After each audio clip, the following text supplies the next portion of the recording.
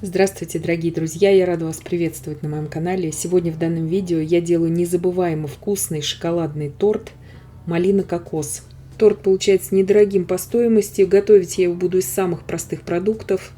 Без использования сливок, сливочного сыра, без использования дорогих продуктов. Все покажу, расскажу в данном видео. Итак, для коржа мне понадобится 110 грамм муки, 20 грамм какао-порошка и 5 грамм разрыхлителя. Все перемешиваю и отставлю сейчас в сторону.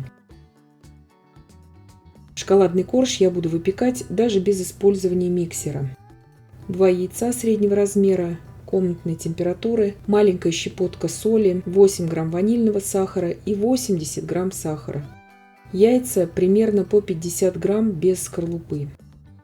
Перемешиваю все, добавляю туда 80 миллилитров молока комнатной температуры и 40 грамм растительного масла без запаха. Все перемешиваю, ничего не взбиваю, перемешать следует просто до растворения сахара. Просеиваю туда всю сухую смесь. Духовка у меня уже разогрета до 170 градусов Цельсия. Выпекать буду примерно 20 минут этот корж.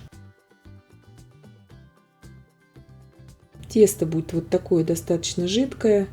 Это нормально. Форма 28 на 18 сантиметров у меня прямоугольная. Круглую форму можете брать 26 сантиметров в диаметре на это количество теста. Убираю выпекаться на 20 минут. Духовку во время выпекания не открываем. 400 грамм свежемороженой малины. Добавляю туда 100 миллилитров воды и 100 грамм сахара. Все это сейчас отправляю на плиту и довожу до кипения. И сразу снимаю с огня.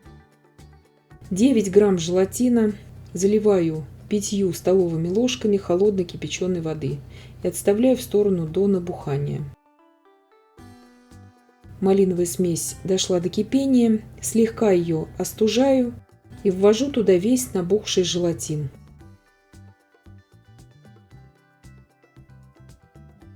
Все это перемешиваю и отставляю сейчас в сторону и остужаю эту смесь до комнатной температуры, не до холодного состояния. Вместо малины здесь можно взять вишню, но идеально сочетается, конечно же, малина с кокосом. Корж у меня остыл уже до комнатной температуры. Извлекаю его из формы.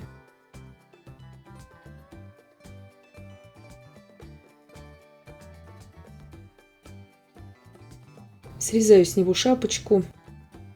Шапочку я обычно срезаю струной кондитерской. Здесь просто не вошло это в кадр, но это и так понятно. Вот эта шапочка мне сейчас понадобится для обсыпки торта. Ее ни в коем случае никуда не выбрасываем. И сейчас приготовим вкуснейший кокосовый крем.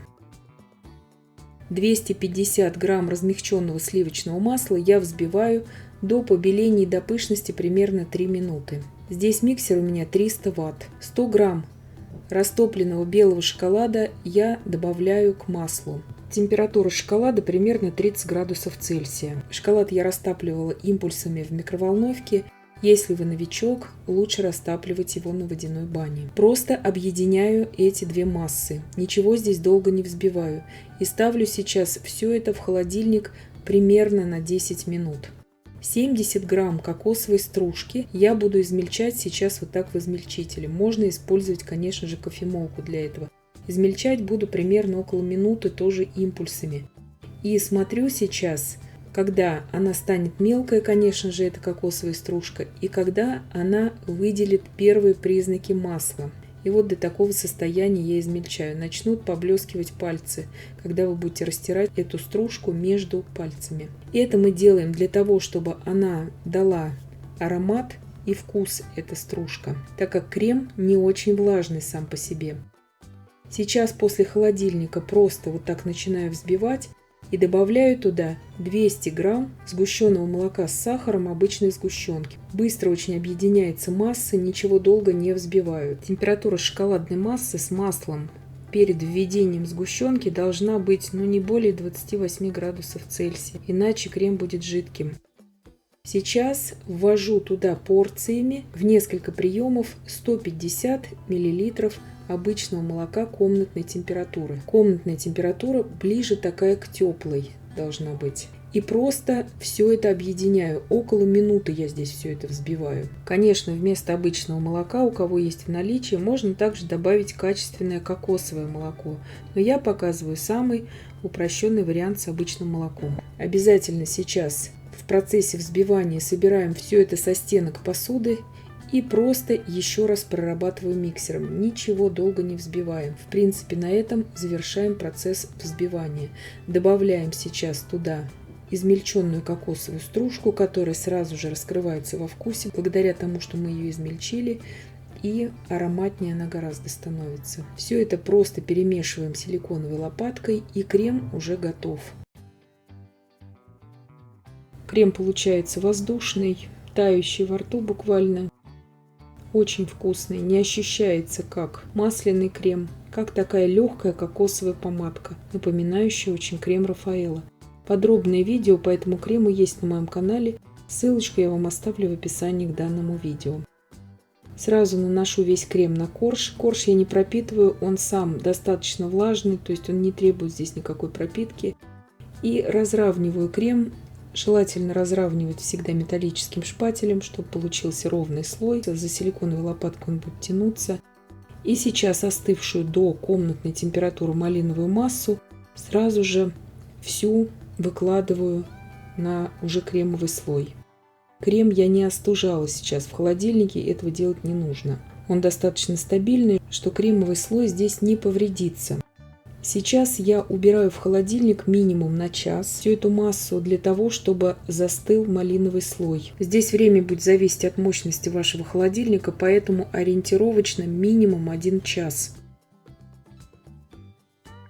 12 грамм желатина, заливаю его холодной кипяченой водой, 80 мл воды здесь у меня, 300 мл молока и 25 грамм какао-порошка я довожу до кипения.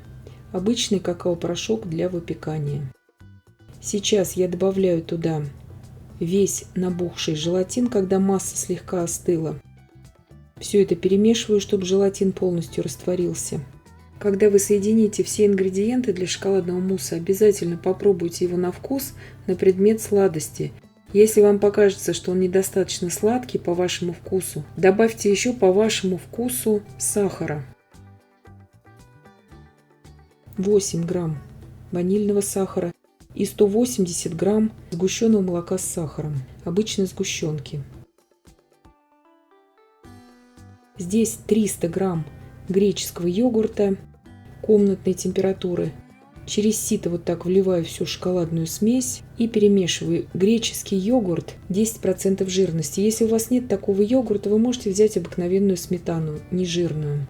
Шоколадная смесь перед введением в йогурт не должна быть горячей. Она может быть очень теплой. Здесь на этом этапе я советую попробовать эту смесь на количество сахара. Если вам будет мало сахара, добавьте туда еще сахара по вкусу и перемешайте, чтобы растворился сахар. Он очень быстро растворится в этой смеси. Сейчас уже на застывший малиновый слой выливаю вот так очень аккуратно весь шоколадный мусс. Мусс получается очень вкусным, несмотря на то, что мы не добавляли туда ни сливок, ни сливочных сыров, ни даже шоколада. То есть очень советую вот так приготовить. Здесь у меня форма размером 28 на 18 сантиметров, как я уже сказала, 26 сантиметров в диаметре можете брать форму, если круглую. Здесь я не использую никаких ацетатных пленок, потому что предыдущие коржи очень хорошо держат. Убираю сейчас в холодильник примерно на 4 часа для полного застывания всех слоев. 3-4 часа. После холодильника уже идеально все держится здесь. Слои будут держаться прекрасно и при комнатной температуре потом. Если вы хотите, чтобы бока у этого тортика были идеально ровными, тогда следует, конечно же, использовать ацетатную пленку. И также, если вы не уверены в высоте вашей круглой формы, тогда тоже берите ацетатную пленку. Измельчаю всю оставшуюся крошку, высыпаю ее вот так на верхний корж. Можно и бока, конечно же, крошкой украсить. Это все на ваше усмотрение. Торт незабываемо вкусный получается. И никто никогда не скажет, что в нем не использовались ни сливки, ни сливочные сыры. Очень достойный торт получается. Летнее такое легкое очень сочетание. Если у вас нет малины, Конечно, здесь можно использовать вишню, но с малиной идеальное сочетание получается у кокосового крема, именно с малиной. И я надеюсь, что видео было полезным и познавательным. Подписывайтесь на мой канал, ставьте лайки, пишите комментарии. Я всем желаю больших успехов и до встречи в новых видео.